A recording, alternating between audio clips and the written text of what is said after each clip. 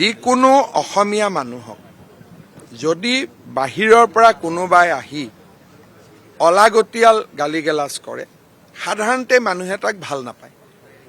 যদি পৱন খেৰাই অভিযোগটো আনি এষ্টাব্লিছ কৰিব পাৰিলেহেঁতেন বেলেগ কথা, কিন্তু নিজে এষ্টাব্লিছ কৰি ৰাতিপুৱাই তেওঁ পলালে সাধাৰণ মানুহৰ মাজত এটা নিশ্চিতভাৱে ধাৰণা হ'ল যে কংগ্ৰেছৰ এইটো এটা ষড়যন্ত্ৰ।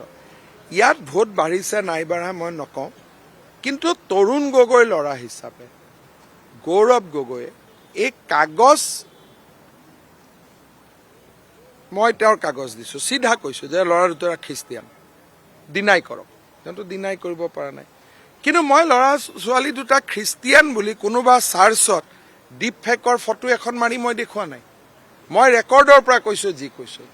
তেওঁলোকে ৰেকৰ্ডটো একো নাই কাৰণে কাগজ বনাব চেষ্টা কৰিলে, আৰু এনেকে মিছা কাগজ বনোৱা, কাৰ প্ৰপাৰ্টি ক'ত টানি ক'ৰ প্ৰপাৰ্টি, এতিয়া আমি পৱন খেৰাৰ নামতো একেটাই কোম্পানী বনাই দিলোঁ।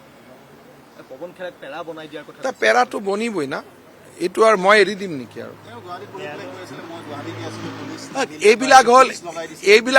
এইবিলাক হ'ল কাপুৰুষ। তেওঁ ৰাতি 9টা বজাত প্ৰেছ কনফাৰেন্স কৰিছে, হম ইধাৰি बैठा है, তাকত সেইটো আছাম পুলিচ আহে।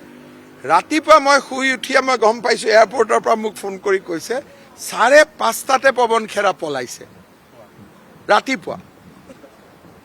চ' কংগ্ৰেছ হ'ল এটা কাপুৰুষৰ দল, আৰু কাপুৰুষতা তেওঁলোকৰ হ'ল এটা ক'ব গ'লে নিদৰ্শন যে কাপুৰুষ। হিমন্ত বিশ্ব শৰ্মাৰ লগত যুঁজ, কামেদি যুঁজ না, কষ্ট কৰি যুঁজ